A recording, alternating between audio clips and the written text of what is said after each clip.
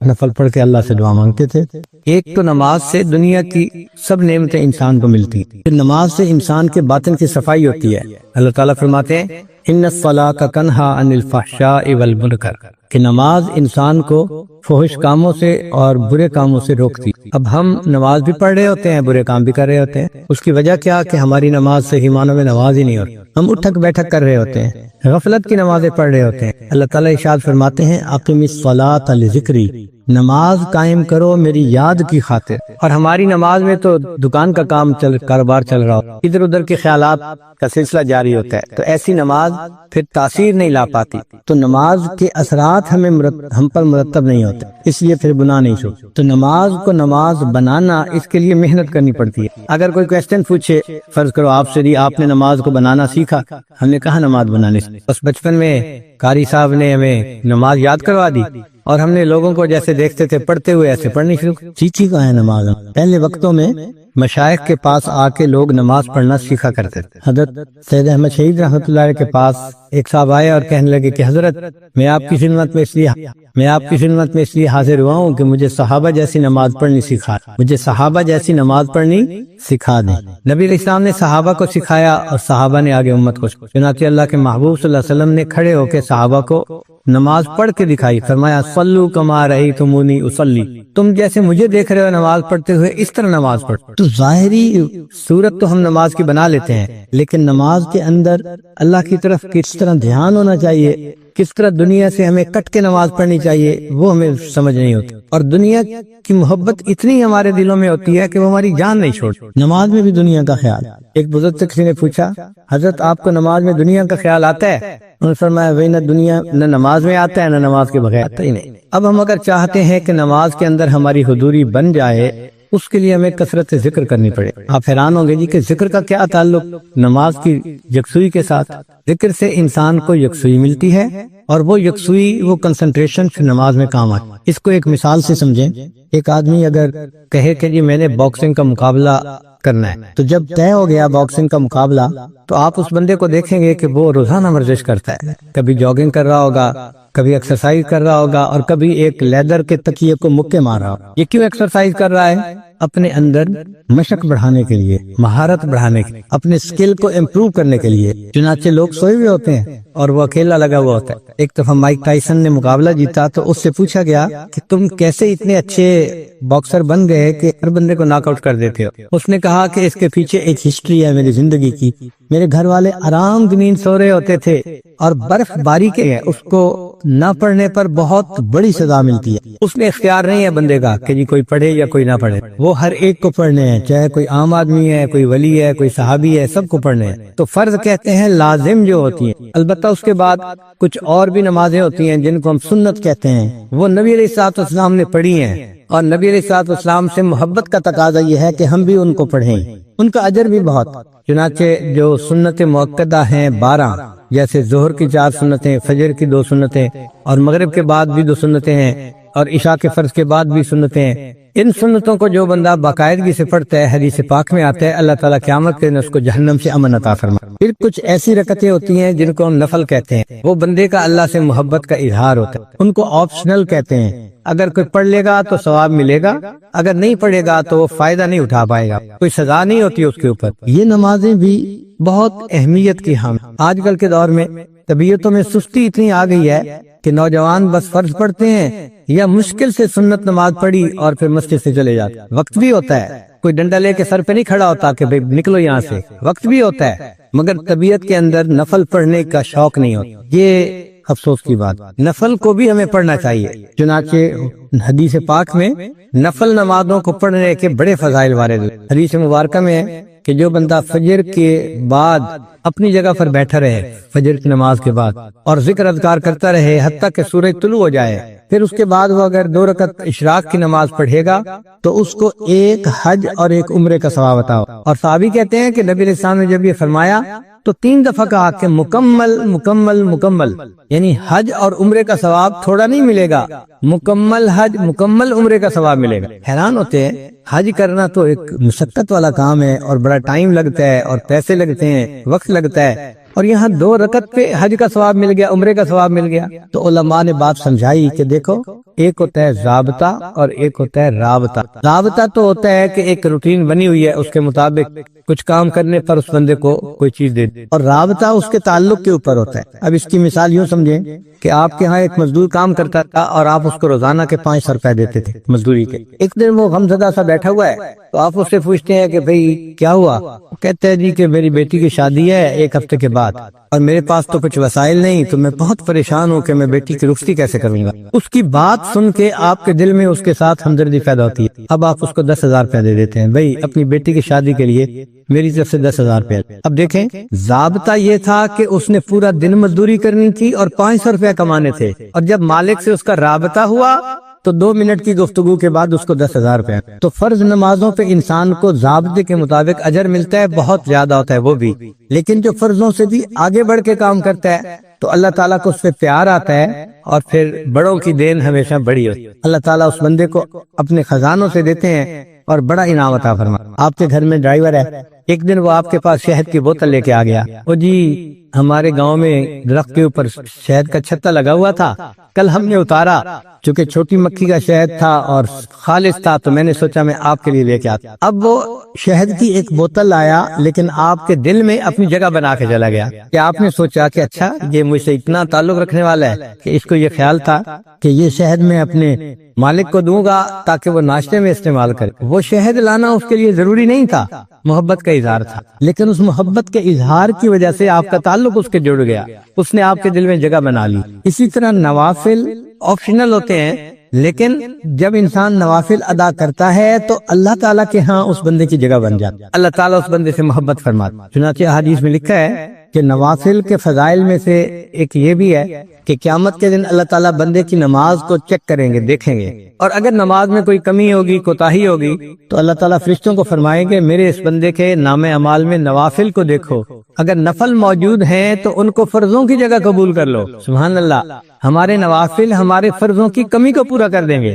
تو یہ کتنا بڑا اللہ کا فضل ہے اور کرم ہے کہ ان کو ہم باقاعدگی سے اگر پڑھیں تو اللہ تعالیٰ اس کے بدلے ہمارے فرائض کے حساب کو آسان کر دیں گے۔ پھر یہ جو نوافل ہے نا، یہ فرائض کا حصار ہے کہ جو بندہ نوافل وقت پہ ادا کرتا ہے وہ فرائض کو اپنے وقت پہ زیادہ بہتر طریقے سے ادا کر سکے گا، اور اگر نوافل میں سستی کرے گا تو وقت کے ساتھ ساتھ سنن پر عمل کرنے میں سستی کرے گا، اور جو سنن پر سستی کرنے میں عمل کرے گا اللہ تعالیٰ اس کو فرائض سے محروم فرما دیں گے، اور جو فرائض سے محروم ہو گیا وہ انسان بدبخت اور شقی بن۔ تو نوافل حصار ہیں انسان کے فرائض کا، اور ہم دیکھتے بھی ہیں بعض نوجوان بچے باہر ملکوں میں، عرب ملکوں میں خاص طور پر، ان کو صرف نماز کے فرائض پڑھنے کی عادت ہوتی ہے۔ چنانچہ آپ جماعت کے ساتھ نماز پڑھیں جدہ یا کسی اور جگہ پر، تو شروع میں آپ دیکھیں گے کہ 10 بندے ہوں گے امام کے ساتھ تکبیر اولیٰ سے نماز پڑھنے والے، لیکن پھر نوجوان آنے شروع ہو جائیں گے اور 4 رکعت مکمل ہونے تک پوری مسجد نوجوانوں سے بھر جائے گی۔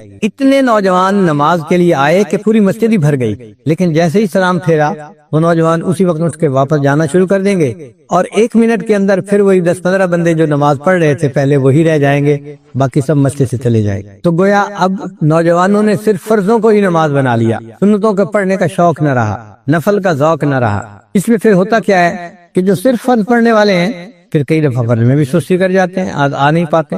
تو نوافل پڑھنے والا انسان یوں سمجھے کہ اپنے فرائض کے گرد ایک حصار باندھ لیتا ہے، جس کی وجہ سے اس کے فرائض اچھے طریقے سے ادا ہو جاتے ہیں۔ حدیث مبارکہ میں ہمارے عمار ابن یاسر رضی اللہ تعالیٰ فرماتے ہیں کہ نبی علیہ السلام نے ارشاد فرمایا کہ جو بندہ نفل پڑھے گا اللہ تعالیٰ اس کے سب گناہوں کو معاف فرما دیں گے، اگر کہ وہ سمندر کی جھاگ کے برابر کیوں نہ ہو۔ تو نوافل کے ادا کرنے پر سمندر کی جھاگ کے برابر بھی گناہ ہوں گے، اللہ ان گناہوں کو معاف فرما دیں گے۔ تو سعادت ہے جس بندے کو نفل پڑھنے کی توفیق نصیب ہو جائے۔ اور ایک حدیث پاک میں ہے کہ بندہ جو نوافل پڑھتا ہے تو اللہ تعالیٰ فرشتوں کو فرماتے ہیں کہ اس کے نام اعمال میں صدقہ کرنے کا ثواب لکھا جائے، اور صدقہ کرنے سے مصائب ٹلتے ہیں۔ گویا نوافل پڑھنے والے بندے کے مصائب کو اللہ تعالیٰ اس کے اوپر سے ہٹا دیتے ہیں۔ آپ دیکھیں ہم اپنی پریشانیوں کے دور ہونے کے لیے کتنے فکر مند ہوتے ہیں، اور بعض لوگ تو عملیات کے پیچھے بھاگتے ہیں، اس سے پوچھو اس سے پوچھو کیا عمل کریں کیا عمل کریں۔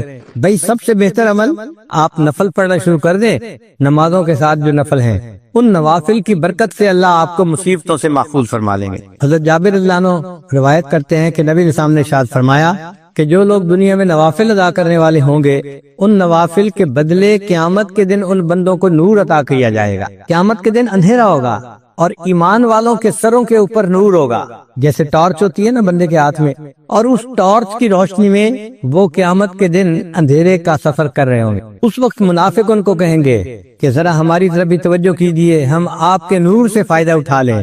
قیل ارجعوا وراءکم فالتمسوا نورا، ان کو کہا جائے گا واپس دنیا میں جاؤ، یہ نور تو دنیا میں ملا کرتا تھا، اب یہاں نہیں ملے گا، ہر بندے کو اس کا نور کام آئے گا۔ تو یہ نوافل قیامت کے دن ہمارے لیے نور ہوں گے۔ اب ایک بندے کے ہاتھ میں سیل فون کی روشنی ہے، ایک کے ہاتھ میں بیٹری کی روشنی ہے، اور ایک کے ہاتھ میں بلب کی روشنی ہے، تو بلب والا زیادہ خوش ہوگا کہ میری روشنی میرے لیے بہت کافی بھی ہے اور دوسروں کو بھی فائدہ پہنچا رہی ہے۔ تو جن لوگوں کے ایمان کا نور قیامت کے دن زیادہ ہوگا وہ قیامت کے دن خوش لوگ ہوں گے، خوشی کا اظہار کرنے والے لوگ۔ نبی علیہ السلام نے ارشاد فرمایا کہ جس بندے نے فجر کی نماز پڑھی اور پھر وہ سورج کے طلوع ہونے تک مسجد میں بیٹھا رہا، پھر اس نے فصلی رکعتین 2 رکعتیں نماز ادا کی، اللہ تعالیٰ جہنم کی آگ اس پر حرام فرما دیں گے۔ تو قیامت کے دن کا نور بھی ملے گا ان نوافل کی وجہ سے، اور جہنم کی آگ بھی حرام ہو جائے گی۔ نفل ادا کرنے والے بندے کو اللہ تعالیٰ قیامت کے دن جہنم میں نہیں ڈالیں گے۔ ربیعہ بنت کعب رضی اللہ تعالیٰ نے فرماتے ہیں کہ میں نبی علیہ السلام کے ساتھ تھا تو اللہ کے حبیب صلی اللہ علیہ وسلم نے فرمایا کہ جو بندہ نفل ادا کرنے والا ہوگا اللہ تعالیٰ اس کو قیامت کے دن میری رفاقت عطا فرمائیں گے۔ آپ ذرا سوچئے یہ کتنا بڑا انعام ہے کہ ان نوافل کے ادا کرنے پر اللہ تعالیٰ قیامت کے دن نبی علیہ السلام کی رفاقت عطا فرمائیں۔ ایک بچہ اگر کسی مجمع میں اپنے باپ سے بچھڑ جائے تو کتنا پریشان ہوتا ہے، تو دنیا کے اندر بچہ باپ سے بچھڑ کے اتنا پریشان نہیں ہوگا جتنا ایک امتی قیامت کے دن نبی علیہ السلام سے بچھڑ کے پریشان۔ اور اس دن اگر نبی علیہ السلام کی رفاقت نصیب ہو جائے تو یہ بہت بڑی سعادت کی بات ہے۔ اور جو بندہ نوافل ادا کرتا ہے اس کو اللہ تعالیٰ کا قرب نصیب ہو جاتا ہے۔ حدیث مبارک میں ہے یتقرب الی عبدی بالنوافل حتی احبہ، میرا بندہ نوافل کے ذریعے میرا ایسا قرب حاصل کر لیتا ہے کہ میں اس سے محبت کرنے لگ جاتا ہوں۔ یعنی نفل ادا کرنے والا بندہ اس سے اللہ تعالیٰ محبت فرماتے ہیں، اللہ کا قرب نصیب ہوتا ہے نوافل کے ادا کرنے پر۔ پھر اللہ فرماتے ہیں میں اس کی آنکھ بن جاتا ہوں جس سے وہ دیکھتا ہے، ہاتھ بن جاتا ہوں جس سے وہ پکڑتا ہے، میں زبان بن جاتا ہوں جس سے وہ بولتا ہے۔ سبحان اللہ، یہ حدیث مبارکہ تو بڑے عجیب مضمون کی حامل ہے کہ اللہ تعالیٰ فرماتے ہیں میں اس کے ہاتھ بن جاتا ہوں جس سے وہ پکڑتا ہے، آنکھ بن جاتا ہوں جس سے وہ دیکھتا ہے۔ محدثین نے اس کے معنی یہ لکھے ہیں کہ یہ جو جسم کے اعضاء ہیں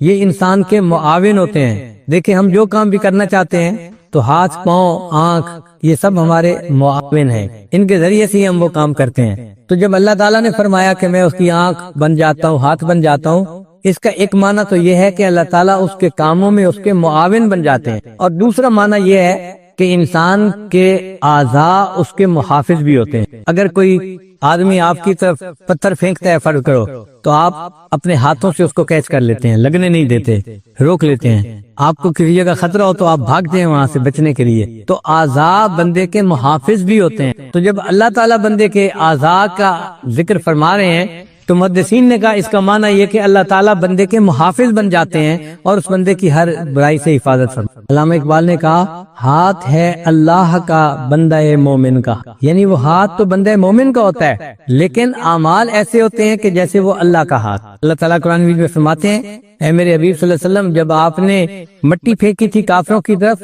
وما رمیتا اذ رمیتا ولکن اللہ رما، جب آپ نے وہ ریت پھینکی تھی ان کافروں کی طرف جو ان کی آنکھوں میں جا کے پڑی تھی، وہ آپ نے نہیں پھینکی تھی، وہ تو اللہ تعالیٰ پھینک رہے تھے۔ تو قرب کا ایک ایسا مقام مل جاتا ہے کہ بندے کا عمل ہوتا ہے لیکن اللہ اس عمل کو اپنی طرف منسوخ فرما دیتے ہیں۔ اس لیے شاعر نے کہا گفتہ اللہ بود درچے از حلقوم عبد اللہ بود، اگرچہ وہ بندے کے حلق سے بات نکلتی ہے لیکن اس بندے کی بات ایسے ہوتی ہے جیسے اللہ کی بات ہوتی ہے، اللہ ان کی زبان کے نکلی ہوئی بات کو پورا فرما دیتے ہیں۔ اور یہ تو ہم نے بھی اپنی زندگی میں مشاہدہ کیا بعض بزرگوں کی صحبت میں رہ کر کہ ان کے منہ سے بات نکل جاتی تھی، اللہ پوری کر دیتے تھے۔ تو انسان کو قرب الہی کا ایسا مقام مل جاتا ہے ان نوافل کے ادا کرنے پر۔ اور ایک حدیث پاک میں ہے، حضرت عقبہ بن عامر اللہ عنہ اس کی روایت کرتے ہیں کہ جو بندہ دن کے شروع میں چند نوافل ادا کر لیتا ہے اللہ تعالیٰ پورے دن کے کاموں میں اس کی کفالت فرماتے ہیں۔ یہ دیکھیں کتنی بڑی بات ہے کہ پورے دن کے کاموں میں اللہ اس بندے کی کفالت فرماتے ہیں جو دن کے شروع میں نماز پڑھ لیتے ہیں، نوافل پڑھ لیتے ہیں، اللہ اس کے کفیل بن جاتے ہیں۔ اور اللہ جب کفیل بن جائے تو پھر کاموں میں مشکل نہیں رہتی۔ اور ایک حدیث قدسی ہے، امید ہے آپ اس کو دل کے کانوں سے سنیں گے۔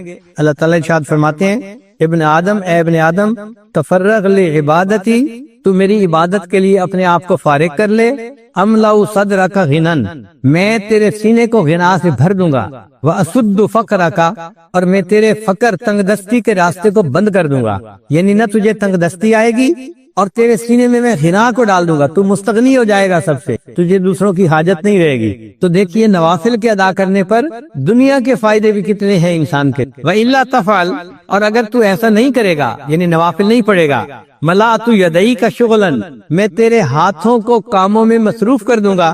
اور واقعی آج ہاتھ کاموں میں ایسے مصروف ہیں، ایک کام ختم نہیں ہوتا دوسرا اوپر سے، دوسرا ختم نہیں ہوتا تیسرا اوپر سے، تیسرا ختم نہیں ہوتا چوتھا اوپر سے، اسائنمنٹس کے بعد اسائنمنٹس۔ تو اللہ نے اس بندے کے ہاتھوں کو کاموں سے مشغول کر دیا۔ وَلَمْ أَسُدَّ فَقْرَكَ، اور میں تیرے فقر کے راستے کو تنگ جو ہے بند بھی نہیں کروں گا۔ چنانچہ کاروبار بھی ہوتا ہے اور پیسے سے ٹائٹ بھی ہوتے ہیں، اس کا قرضہ دینا ہے، اس کا قرضہ دینا ہے، اور جی 5 کنٹینر ادھر پھنس گئے، 2 کنٹینر ادھر پھنس گئے، اب مصیبت میں پڑے ہوئے ہیں اور مانگنے والے تنگ کر رہے ہیں۔ ہونے کے باوجود یہ بندہ پریشان ہوتا ہے، اللہ اس کی تنگ دستی کے راستے کو بند نہیں کرتے۔ تو نوافل پڑھنے کا دیکھو یہ کتنا بڑا اجر ہے کہ اللہ تعالیٰ بندے کو غنا عطا فرما دیتے ہیں دل کا، اور دوسرا فقر کے راستے کو اللہ اس کے لیے بند کر دیتے ہیں۔ ان نوافل میں جو سب سے اہم نوافل ہیں وہ ہیں جو فقہا نے فرض نمازوں میں نوافل کہے ہیں نا، جیسے ظہر کی نماز پڑھی تو آپ نے 4 رکعت سنت پہلے پڑھی، پھر 4 رکعت فرض پڑھے، پھر 2 رکعت سنت پڑھی، پھر اس کے بعد 2 رکعت نفل بھی ہیں۔ تو سب سے پہلا کام یہ کریں کہ نمازوں کو مکمل طور پہ پڑھنا شروع کریں۔ وہ جو فرض نمازوں کے نوافل ہیں ان کو چھوڑے نہیں، ان کو ضرور پڑھیں۔ اسی طرح مغرب کی نماز پڑھی تو 3 فرض پڑھے، 2 رکعت سنت پڑھی، پھر اس کے بعد 2 رکعت نفل بھی ہیں۔ نوجوان وہ نفل چھوڑ دیتے ہیں، وہ نہیں چھوڑنے، ان کو باقاعدگی سے پڑھنا شروع کر دیں، اس سے کوئی زیادہ وقت نہیں لگتا، عادت کی بات ہوتی ہے۔ جن کو عادت ہوتی ہے وہ پڑھ لیتے ہیں، جن کو عادت نہیں ہوتی وہ چھوڑ دیتے ہیں۔ اسی طرح عشاء کے بعد آپ نے فرض پڑھے، پھر 2 رکعت سنت پڑھی، پھر اس کے بعد 2 رکعت نفل ہیں، پھر وتر کی نماز ہے اور وتر کے آخر پھر 2 رکعت نفل ہیں۔ تو یہ جو وتر سے پہلے اور بعد میں نوافل ہیں ان کو ضرور پڑھیں۔ جب آپ نے نمازوں کے یہ نوافل پڑھ لیے، یعنی آپ نے نمازوں کو نوافل کے ساتھ ادا کرنا شروع کر دیا، اس کے بعد اگلا قدم ہے کہ آپ نوافل میں سے جو سب سے اعلیٰ نوافل ہیں، تہجد کے نوافل، ان کو بھی پڑھنے کی عادت ڈال۔ تہجد کی نماز پڑھنی کوئی مشکل کام نہیں ہے، انسان کے روٹین کا مسئلہ ہے۔ عبادت کرتے ہیں جن کے پہلو بستروں سے جدا رہتے ہیں رات کے وقت اللہ کی یاد میں، تو ان اللہ کے عاشقوں میں نے بھی اپنا نام ضرور لکھوانا ہے۔ جب آپ اس انداز سے سوچیں گے نا تو پھر تہجد پڑھنی آپ کے لیے مشکل نہیں ہوگی۔ الارم لگا کے رکھیں گے، آنکھ کھل جائے گی، اور کئی مرتبہ تو بغیر الارم کے بھی آنکھ کھل جائے گی۔ تو ایک دل میں حسرت ہو کہ اے اللہ، ہر رات آپ کے جو عاشقوں کی فہرست بنتی ہے، کاش کہ میں ہر رات ان میں اپنا نام ضرور درج کروا دوں۔ پھر آدھا گھنٹہ پہلے اٹھ کے تہجد پڑھنی کوئی مشکل کام نظر نہیں ہے۔ اور اس میں اپنے اپنے سوچ کی بات ہے، آپ یہ نہ سوچیں میں تہجد نہیں پڑھتا، معاملہ کچھ اور ہے، مجھے تہجد کی توفیق نہیں دی جاتی، اللہ تعالیٰ نہیں پڑھنے دیتے۔ حدیث پاک سے ثابت ہے، نبی اسلام نے ارشاد فرمایا جب رات کا وقت ہوتا ہے اللہ تعالیٰ فرشتوں کو بلاتے ہیں اور فرماتے ہیں کہ دیکھو یہ میرے مقبول بندوں کے اٹھنے کا وقت ہے، میرے محبوب بندوں کے اٹھنے کا وقت ہے، اور اس وقت میں فلاں فلاں فلاں وہ میرے مبغوض بندے ہیں، میں انہیں پسند نہیں کرتا، تم جاؤ اور ان کے سروں پر پہرا دو اور ان کو تھپکی دے کے سلا دو، میں نہیں چاہتا کہ وہ اٹھیں اور وہ مجھ سے مانگیں۔ تو حدیث پاک میں آتا ہے کہ فرشتے تھپکی دے کے سلا دیتے ہیں، بندہ گہری نیند سویا ہوتا ہے، تہجد میں اس کی آنکھ ہی نہیں کھلتی۔ تو یہ نہیں کہ ہم تہجد نہیں پڑھتے، معاملہ کچھ اور ہے، پڑھنے کی اللہ توفیق ہی نہیں دیتے، اس لیے کہ اللہ تعالیٰ اس وقت میں ہمارا چہرہ دیکھنا ہی پسند نہیں کرتے، شکل ہی نہیں پسند کرتے۔ پھر اللہ تعالیٰ فرشتوں کے دوسرے گروپ کو کہتے ہیں کہ دیکھو فلاں فلاں فلاں میرے نیک بندے ہیں، تم جاؤ اور ان کو پر مار کے جگا دو تاکہ یہ اٹھے تہجد پڑھیں اور میں ان کی جھولیوں کو انعام سے بھر دوں۔ چنانچہ سوئے ہوئے ہوتے ہیں، تھکے ہوئے ہوتے ہیں، اچانک آنکھ کھل جاتی ہے۔ وہ جو آنکھ کھلتی نہیں ہے وہ خود بخود نہیں کھلتی، وہ آنکھ کھلوائی جاتی ہے۔ اللہ تعالیٰ فرشتے کے ذریعے سے آنکھ کھلواتے ہیں، میرے بندے اٹھو مجھ سے مانگو میں تمہیں عطا کر دوں۔ پھر اللہ تعالیٰ تیسرے گروپ کو کہتے ہیں فرشتوں کے کہ جاؤ اور میرے فلاں فلاں بندے وہ میرے مقربین ہیں، ان کی صرف کروٹ بدل دو، وہ سارا دن کا کام کرتے رہے، ان کا جسم تھکے ہوئے ہیں، بس ان کی کروٹ بدل دو۔ اگر وہ چاہیں گے تو وہ اٹھ کے تہجد پڑھ لیں گے، اور اگر وہ چاہیں گے تو وہ سوئے رہیں گے۔ میں ان کے تہجد پڑھنے پہ بھی راضی ہوں، میں ان کے سونے پہ بھی راضی ہوں۔ یہ وہ لوگ ہوتے ہیں کہ جن کی نیند ان کے لیے عبادت بن جایا کرتی۔ تو یہ تین طرح کے گروپ رات کے وقت جو ہے آتے ہیں اور بندوں کو جگاتے ہیں، یا کروٹ بدلتے ہیں، یا بندوں کو سلا دیتے ہیں۔ تو معاملہ ہمارے اختیار میں نہیں ہے، اللہ کے اختیار میں ہے۔ اس لیے ہم اللہ سے توفیق مانگے کہ اللہ ہمیں رات کی اس عبادت سے محروم نہ فرما دیجیے، اور جس دن آپ کو تہجد نہ ملے غم ہونا چاہیے، فکر ہونی چاہیے کہ آج کون سا گناہ مجھ سے سرزد ہو گیا جس کی وجہ سے میں تہجد سے محروم کر دیا گیا۔ فکر ہوگی تو تہجد کی توفیق کی نصیب ہوگی۔ آج بھی دنیا میں ایسے لوگ ہیں سالوں ان کی تہجد قضا نہیں ہوتی۔ ہمارے حضرت مرشد عالم رحمت اللہ علیہ فرمایا کرتے تھے کہ تہجد کے وقت اتنا نور برستا ہے کہ دیہاتی عورتیں جو اس وقت اٹھ کر لسی بناتی ہیں اپنے گھروں میں، وہ بھی تہجد کے انوارات سے محروم نہیں رہتی۔ تو جو عورتیں لسی بلوتی ہیں اگر وہ تہجد کے انوارات سے محروم نہیں رہتی تو جو اٹھ کے، آپ یوں سمجھیں کہ جن لوگوں کے نفسانی شیطانی تعلقات ہوتے ہیں ان کو اگر اپنے دوست سے ملنے کا وقت مل جائے تو کتنے خوش پھر رہے ہوتے ہیں، ان کو اس وقت کا انتظار ہوتا ہے۔ اگر یہ دنیا کے اس قسم کے تعلقات میں ان کی یہ حالت ہے تو جن کو اللہ سے محبت ہے پھر ان کو بھی دن میں 5 مرتبہ اپنے محبوب سے ملاقات کا انتظار ہوتا ہے۔ وہ فجر پڑھتے ہیں، ظہر کا انتظار شروع، ظہر پڑھتے ہیں تو پھر عصر کا انتظار شروع، عصر پڑھتے ہیں تو مغرب کا، مغرب پڑھتے ہیں تو عشاء۔ وہ سارا دن نماز کے انتظار میں ہی رہتے ہیں، اور نماز پڑھنے سے ان کو دلی سکون نصیب ہوتا ہے۔ چنانچہ ایک بزرگ تھے شیخ عبد الواحد رحمت اللہ علیہ، ان کے سامنے کسی نے تذکرہ کیا کہ جنت میں نماز نہیں ہوگی تو وہ آنسوؤں سے رونے لگ گئے۔ کسی نے کہا کہ حضرت آپ رو کیوں رہے ہیں؟ فرمانے لگے اگر جنت میں نماز نہیں ہوگی تو پھر جنت میں پھر ہمیں مزہ ہی کیا آئے گا؟ اگر نماز نہیں ہوگی تو جنت میں ہمیں مزہ ہی پھر کیا آئے گا؟ سوچیں ان کو کتنا نماز میں مزہ ملتا ہوگا کہ جنت میں نماز پڑھنے کی جو انتظار میں لگے ہوئے ہیں۔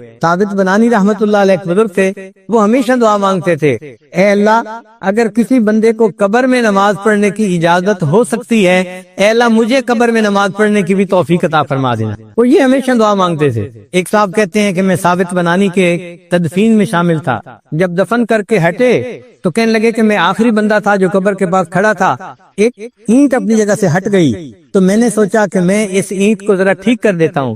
وہ کہتے ہیں کہ ٹھیک کرنے کے لیے جو میں نے اینٹ کو اٹھایا میں نے اپنی آنکھوں سے دیکھا کہ ثابت بنانی اپنی قبر میں نماز کی نیت کر کے کھڑے ہوئے۔ تو دیکھیے لوگ تو قبر میں نماز پڑھنے کی دعائیں مانگتے ہیں اور ہم سے دنیا کی 5 نمازیں نہیں پڑھی جاتی، اور اگر پڑھتے بھی ہیں تو پھر نوافل چھوڑ دیتے ہیں۔ نوافل ضرور پڑھیں، کیا پتہ یہی نوافل قیامت کے دن ہمارے فرائض کی بدلے میں قبول کر لیے جائیں۔ اور تہجد کی نماز میں تو انسان کو خیر ملتی ہے۔ جو بندہ اللہ سے خیر لینا چاہے وہ تہجد کے وقت اٹھے اور اللہ سے مانگے، اللہ جھولیاں بھر دیتے ہیں۔ حدیث پاک میں ہے اللہ تعالیٰ فرماتے ہیں حل من سائل فعوتی علی، ہے کوئی سوال کرنے والا کہ جسے میں عطا کروں؟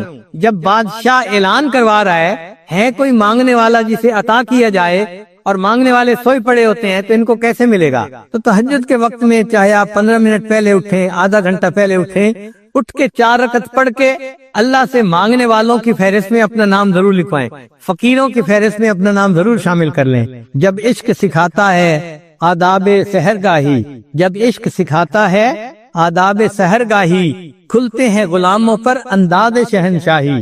عطار ہو رومی ہو راضی ہو غزالی ہو، کچھ ہاتھ نہیں آتا بے آہ سحرگاہی۔ کوئی بھی ہو جب تک تہجد کا پابند نہیں بنے گا اس کو اللہ تعالیٰ کے وہ معارف نصیب نہیں ہوں گے۔ تو اگر وہ معارف حاصل کرنا چاہتے ہیں ہمیں اپنی تہجد کی نماز کو پکا کرنا پڑے گا۔ مرد بھی نماز کو پابندی سے پڑھیں عورتیں بھی نماز کو پابندی سے یہ سب سے افضل نماز ہے سالکین کے لیے تہجد کی نماز۔ پھر اس کے بعد اشراق کی نماز ہے۔ اشراق کی نماز یہ ہے کہ انسان فجر کی نماز پڑھے، پھر اپنی جگہ پر بیٹھے ہوئے تلاوت کرے، تسبیحات پڑھے، اور جب سورج ایک نیزہ اوپر آ جائے تو اس وقت 2 رکعت 4 رکعت نوافل پڑھ لے، وہ اشراق کی نماز کہلاتی ہے۔ اور حدیث پاک میں ہے کہ اس نماز کو پڑھنے پر اللہ بندے کو ایک حج اور ایک عمرے کا ثواب عطا فرماتا۔ ہم تو ثواب کی خاطر پڑھتے ہیں نا، لیکن جو اللہ والے ہوتے ہیں نا وہ ثواب کی خاطر پڑھتے ہیں، مزے کی خاطر پڑھتے ہیں، ان کو ثوابوں کی طلب کم ہوتی ہے، اپنے محبوب سے محبت کا تعلق نبھانے کا ان کو شوق زیادہ ہوتا ہے۔ حضرت خواجہ مجذوب رحمۃ اللہ فرماتے ہیں بندگی سے ہمیں تو مطلب ہے، بندگی سے ہمیں تو مطلب ہے، ہم ثواب و عذاب کیا جانے، بندگی سے ہمیں تو مطلب ہے، ہم ثواب و عذاب کیا جانے، کس میں کتنا ثواب ملتا ہے، عشق والے حساب کیا ہے۔ عشق والوں کو ان حسابوں کا کیا پتا، وہ تو اللہ کی محبت میں نوافل پڑھ رہے ہوتے ہیں۔ اگر اشراق کے نوافل پڑھنے کی عادت پڑ جائے تو پھر اس کے بعد صلاۃ الضحیٰ جس کو چاشت کی نماز کہتے ہیں، یہ دن کے 9 بجے جب سورج اتنا اوپر آ جاتا ہے کہ زمین گرم ہوتی ہے، ننگا پاؤں رکھنے سے پاؤں جلنے شروع ہو جاتے ہیں، اس وقت سے یہ ٹائم شروع ہوتا ہے اور پھر زوال سے 1 گھنٹہ تک یہ رہتا ہے۔ اس کو صلاۃ چاشت کہتے ہیں۔ یہ اگر 2 رکعت بھی پڑھ لے تو بہت اچھا، ورنہ 12 رکعت تک پڑھ سکتے ہیں۔ اس میں اللہ نے روزے کی برکت رکھی ہوئی ہے، چنانچہ جو بندہ چاشت کی نماز پڑھتا ہے اللہ تعالیٰ اس کو برکت والی روزی عطا فرما دیتے۔ اب بہت سارے لوگ اپنے دفتروں کی وجہ سے یہ لمبی نماز تو نہیں پڑھ سکتے، مگر کم از کم 2 رکعت تو پڑھنی چاہیے، انٹری تو ہو جانی چاہیے۔ بلکہ فقہا نے تو یہاں تک لکھا ہے کہ اگر یہ بندہ دفتر میں اتنا مصروف ہو جاتا ہے کہ وہاں اس کے لیے نفل پڑھنا ممکن نہیں ہوتا تو اشراق کے وقت میں 2 رکعت نفل اشراق کی نیت سے پڑھ لے اور 2 رکعت نفل چاشت کی نیت سے پڑھ لے، اللہ اس کو بھی قبول فرما لیں گے۔ تو اشراق اور چاشت تو اس طرح ہو گئی۔ پھر اس کے بعد تیسری نماز ہے جس کو صلاۃ اوابین کہتے ہیں، وہ مغرب کے بعد 6 رکعت پڑھنی ہوتی ہیں نفل، مغرب اور عشاء کے درمیان میں۔ کوئی مشکل نہیں، اگر انسان ہمت کر لے تو پڑھ سکتا ہے۔ 6 رکعت نفل پڑھنے پہ 5 منٹ لگتے ہیں یا 6 منٹ لگتے ہیں، لیکن اجر پتہ ہے کتنا؟ حدیث پاک میں ہے کہ جو بندہ اوابین کے 6 رکعت نفل پڑھتا ہے اللہ اس کو 12 سال کی عبادت کا ثواب عطا فرماتا۔ 6 رکعت پڑھنے پر 12 سال کی عبادت کا ثواب ملا تو سوچئے یہ کتنا بڑا انعام ہے۔ جو لوگ حفاظ ہیں وہ تہجد میں قرآن پڑھا کریں، منزل جو ہوتی ہے نفلوں میں۔ اگر تہجد میں اٹھنا مشکل ہے تو پھر دوسرا طریقہ مغرب اور عشاء کے درمیان 2 رکعت 4 رکعت میں اگر ایک پارہ پڑھ لے تو ان کے قرآن پاک کی منزل پکی رہے گی ہمیشہ۔ اور رات کی نماز کو تہجد کی نماز کہتے ہیں۔ تو گویا 5 فرض نمازیں ہوئیں اور 4 نفل نمازیں ہوئیں، اشراق، چاشت، اوابین، تہجد۔ تو جیسے عام لوگ 5 فرض نمازوں کا اہتمام کرتے ہیں، سالکین ہوتے ہیں ان کو 9 نمازوں کا ایسے اہتمام کرنا چاہیے۔ ان کے لیے یہ 4 نمازیں بھی محبت کی بنا پہ فرض کی مانند ہوتی ہیں نفل نمازیں، لیکن محبت کے میدان میں وہ اس طرح اس کو ادا کرتے ہیں جیسے فرض ہوتا ہے۔ پھر اس کے بعد بھی کچھ نمازیں ہیں۔ انسان جب وضو کرتا ہے تو تحیت الوضو 2 رکعت نفل پڑھنے وہ بھی مسنون ہے۔ مسجد میں داخل ہوتا ہے تو 2 رکعت تحیت المسجد پڑھنا یہ بھی مسنون ہے۔ تو ان نمازوں کو بھی پڑھنا چاہیے، جب موقع ملے تحیت الوضو پڑھیے، تحیت المسجد پڑھ لیجئے۔ پھر اگر انسان سے کوئی غلطی ہو گئی تو صلاۃ التوبہ 2 رکعت توبہ کے پڑھنا یہ بھی حدیث سے ثابت ہے۔ پھر اگر اللہ نے کوئی نعمت عطا فرما دی تو 2 رکعت شکرانے کی ادا کرنا یہ بھی حدیث پاک سے ثابت ہے۔ ان نمازوں کو جتنا آپ پڑھ سکتے ہیں اتنا پڑھیں، ان کا اجر ملے گا، اس کے بدلے فرض قبول ہو جائیں گے، اور قیامت کے دن اللہ تعالیٰ بندے کو نبی علیہ السلام کی رفاقت عطا فرمائیں گے اور اونچا مرتبہ عطا فرمائیں گے۔ اور ایک خاص نقطہ ان نوافل کو پڑھنے کے لیے یہ ہے کہ نوافل کو چھوڑا نہ کریں۔ کیوں؟ ہم نہیں جانتے کس جگہ کا کیا ہوا ہمارا سجدہ ہمارے اللہ کو پسند آ جائے، تو یہ سوچا کریں کہ ہو سکتا ہے یہ جو نفل نماز میں پڑھ رہا ہوں میرا یہ سجدہ میرے مالک کو پسند آ جائے۔ علامہ اقبال نے کہا واقف ہو اگر لذت بیداری شب سے، واقف ہو اگر لذت بیداری شب سے، اونچی ہے سریا سے بھی یہ خاک پر اسرار۔ یعنی یہ خاک کی مٹھی انسان جو ہے یہ سریا سے بھی اونچا چلا جاتا ہے۔ اللہ تعالی ہمیں بھی بیداری شب کی لذت عطا فرمائے۔ تیری محفل بھی گئی، چاہنے والے بھی گئے، شب کی آہیں بھی گئیں، صبح کے نالے بھی گئے۔ ایک وقت تھا کہ نوجوان رات کے آخری پہر میں اٹھتا تھا، اللہ کی محبت میں آہیں بھرتا تھا، اور اللہ کے سامنے اپنی فریاد بیان کرتا تھا۔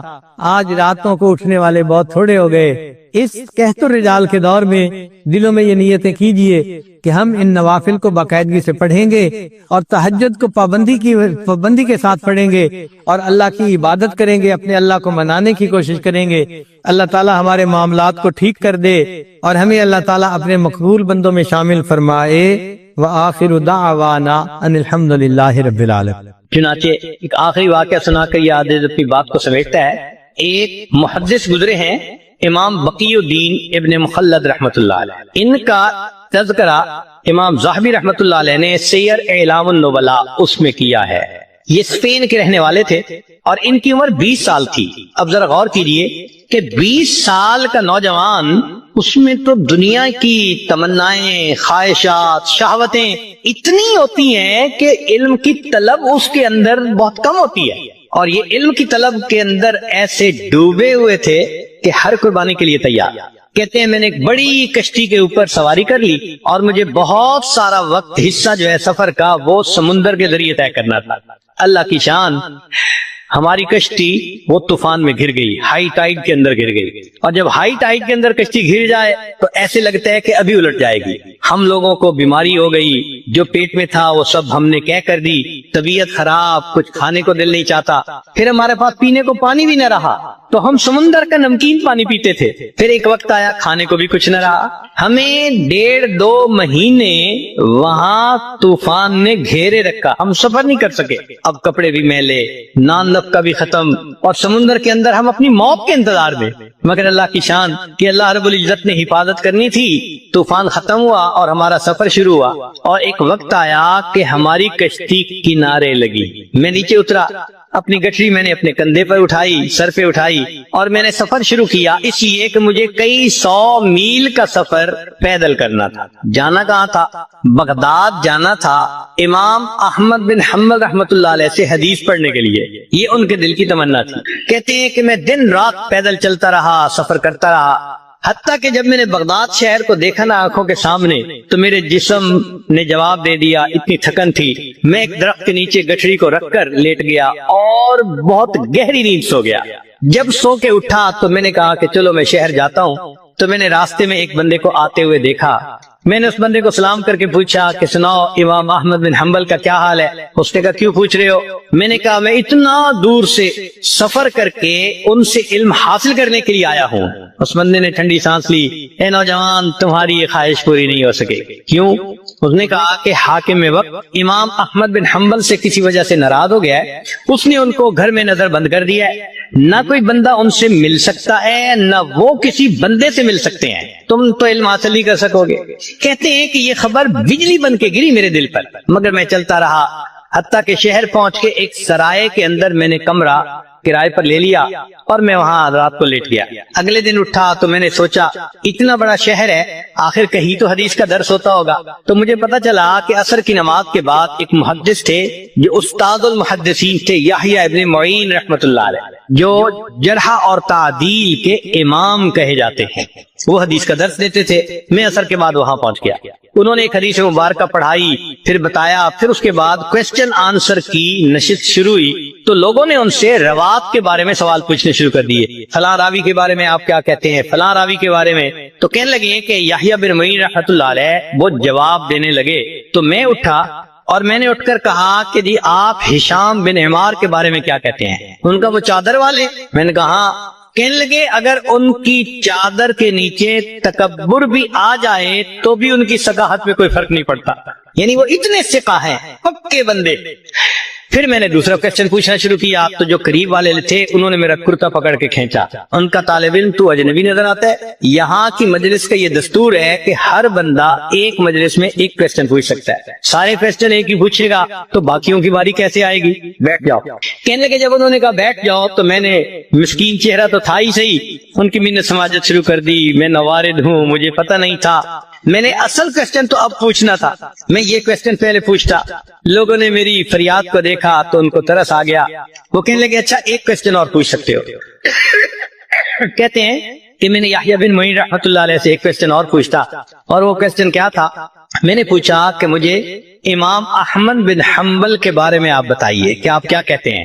میرے اس سوال کو سن کر یحییٰ بن معین رحمۃ اللہ علیہ نے سر کو جھکا لیا، مجمع پہ سناٹا چھا گیا، پن ڈراپ سائلنس۔ لوگ حیران تھے کہ اس بندے نے ایسا کوسچن پوچھ لیا، اس کو نہیں پتا کہ حاکم وقت کے اطاعت میں ہے وہ۔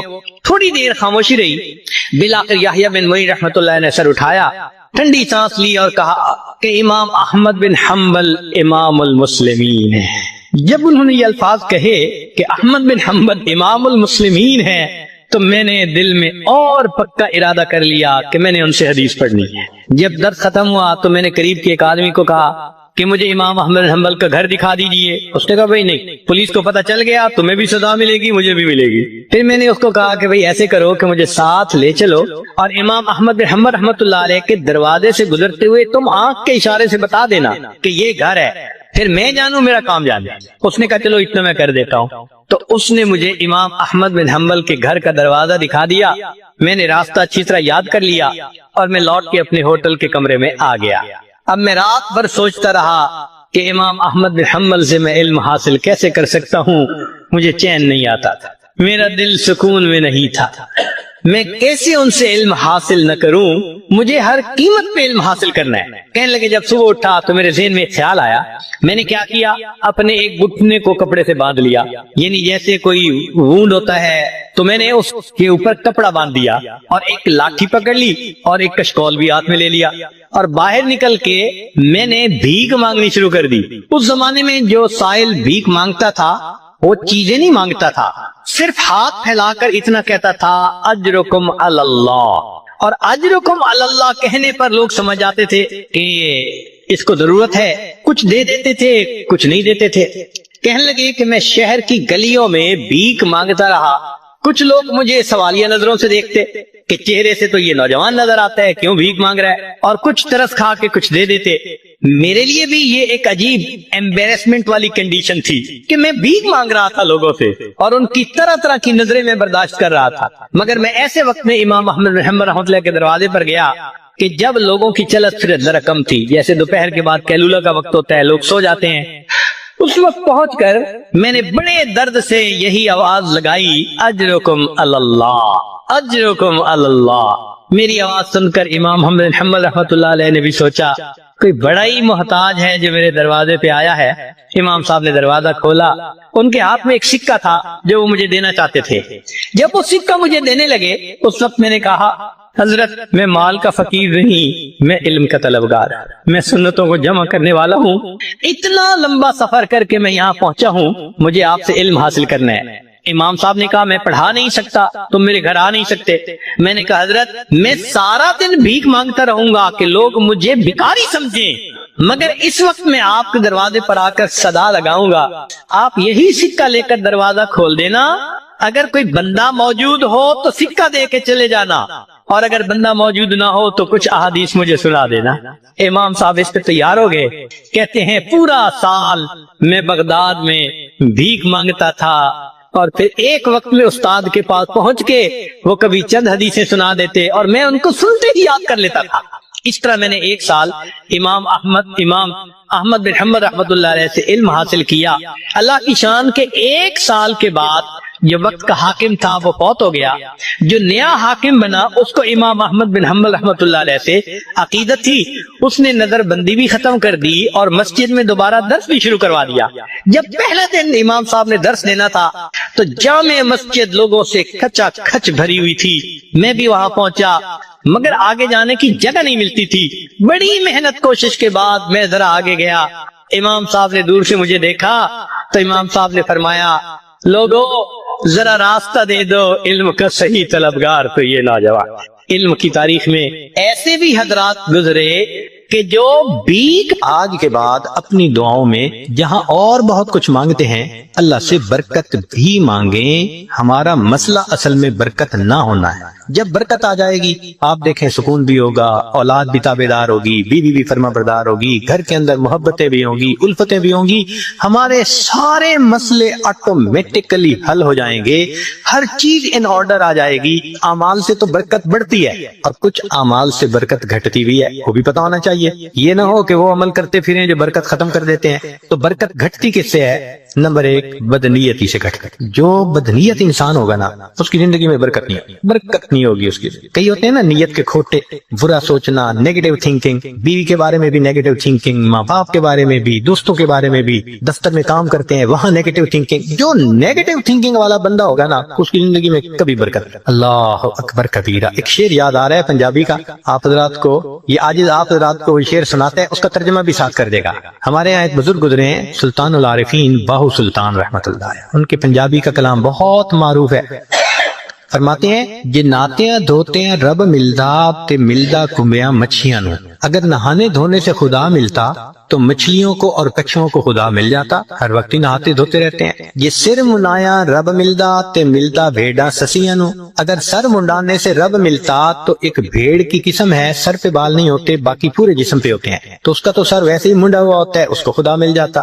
یہ ذکر کیتے ہیں رب ملدا تے ملدا کال کڑیچیاں نو، ایک پرندہ ہوتا ہے کالا سا، وہ شام کو لٹک جاتا ہے کہیں اور ساری رات آواز نکالتا رہتا ہے، تو کہتے ہیں وہ تو ساری رات ذکر کرتا ہے، اس کو خدا مل جاتا۔ جے جتیاں ستیاں رب ملدا تے ملدا دانداں کھسیاں نو، پاک دامنی سے خدا ملتا تو جو خسی بیل ہوتا ہے وہ تو مادہ کی طرف آنکھ اٹھا کے بھی نہیں دیکھتا، اس کو بھی خدا مل جاتا۔ تو یہ باتیں کر کے فرماتے ہیں جے ناتیاں دھوتیاں رب ملدا تے ملدا کمبیاں مچھیاں نو، جے سر منایا رب ملدا تے ملدا بھیڈاں سسیاں نو، ذکر کیتے ہیں رب ملدا تے ملدا کال کڑیچیاں نو، اور جتیاں ستیاں رب ملدا تے ملدا دانداں کھسیاں نو، اور آخر پر فرماتے ہیں رب ملدا تے ملدا نیتاں اچھیاں نو۔ اللہ اگر ملتا ہے تو اللہ اچھی نیت والوں کو ملتا ہے۔ تو بھائی نیت اچھی ہوگی تو زندگی میں برکت ہوگی، اور نیت بری ہوگی تو زندگی میں بے برکتی ہوگی۔ کتنے لوگ ہیں شرکت کا کام کرتے ہیں اور اپنے شریک کا پیسہ ہتھیانے کی نیت کی ہوئی ہوتی ہے، داؤ لگا رہے ہوتے ہیں۔ کتنے کاروبار والے ہیں کسٹمر کو داؤ لگانے کی نیت کرتے ہیں، تو بھائی نیت ہی اچھی نہیں تو برکت کہاں سے آئے گی؟ تو بدنیتی سے برکت ختم ہو جائے۔ مولانا روم رحمۃ اللہ نے ایک واقعہ لکھا ہے، سن لیجئے ذرا، موقع کی مناسبت سے ہے۔ ایک بادشاہ تھا، اس نے گرمی کے موسم میں سفر کیا تو بہت تھکا ہوا تھا اور پیاسا تھا، اس کو اتنی پیاس تھی کہ لگتا تھا کہ میری جان چلی جائے گی، تو اس نے ایک انار کا باغ دیکھا، اتر پڑا، باغ کے مالک سے کہا کہ بھائی جاؤ کوئی انار کا جوس پلاؤ۔ وہ باغ کا مالک گیا اور جا کے ایک گلاس بڑا بھر کے لایا انار کے جوس کا، اس نے پیا، اتنا ٹیسٹی، اتنا مزیدار کہ بس مزہ آ گیا۔ اب جب اس نے پیا تو اس نے پھر مالک کو کہا کہ بھئی ایک گلاس اور لے آؤ، مگر ساتھ ہی دل میں خیال گیا کہ یار یہ باغ تو میرے پاس ہونا چاہیے۔ اب وہ دوسرا گلاس جب لے کے آیا تو اس نے پیا تو جناب اتنا کھٹا کہ پیا نہ جائے۔ تو بادشاہ نے کہا بھائی مجھے تو لگتا ہے کہ یہ درخت بدل گیا ہے، جس وجہ سے یہ جوس کا ذائقہ بدل گیا۔ وہ بھی سمجھدار تھا، اس نے کہا بادشاہ سلامت، درخت نہیں بدلا، مجھے لگتا ہے آپ کی نیت بدل گئی ہے۔ پہلے نیت اچھی تھی، اللہ نے ٹیسٹی بنا دیا تھا، اب نیت بد ہو گئی، اللہ نے اس کو کڑوا بنایا۔ تو سب سے پہلی چیز جس سے برکت آتی ہے وہ نیک نیتی، اور جس سے بے برکتی ہوتی ہے وہ بد نیتی۔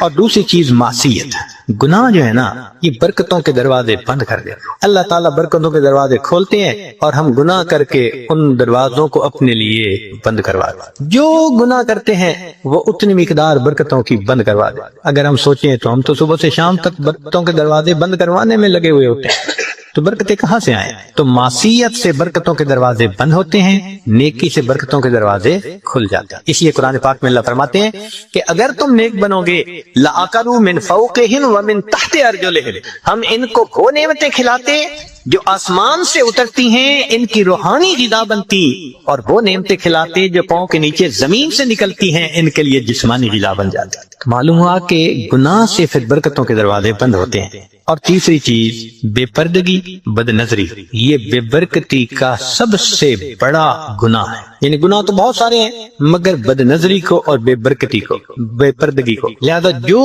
بے پردہ عورت ہوگی اس کی زندگی میں برکت نہیں ہوگی نہیں، رزق کی یا وہ بے برکت تو الگ، اس کا خامن ہی اس سے مطمئن نہیں ہوگا۔ آپ دیکھ لیں جتنی بے پردہ عورتیں ہوتی ہیں ان کے خامن ادھر بھاگ رہے ہوتے ہیں، کیوں؟ ان کو خود تسلی نہیں ہوتی، برکت اللہ ان سے نکال دیتے ہیں۔ اور با پردہ عورتیں ہوتی ہیں الحمدللہ، ایسا اللہ ان کی زندگی میں برکت ڈالتا ہے، ان کے خامنوں کو سکون آ جاتا ہے، وہ نہیں ادھر ادھر جاتے، نہیں ادھر ادھر دیکھتے۔ تو بد نظری کرنے والے بندے کو سیٹسفیکشن نہیں ہوتی، بے پردے کرنے والے عورت سے اس کے میاں کو سیٹسفیکشن نہیں ہوتی۔ اس لیے پردہ اور نظر کی حفاظت برکت حاصل کرنے کے لیے لیے یہ ضروری ہے، اگر ہم ان کو حاصل کر لیں تو اللہ رب العزت ہمیں برکت عطا فرمائیں گے۔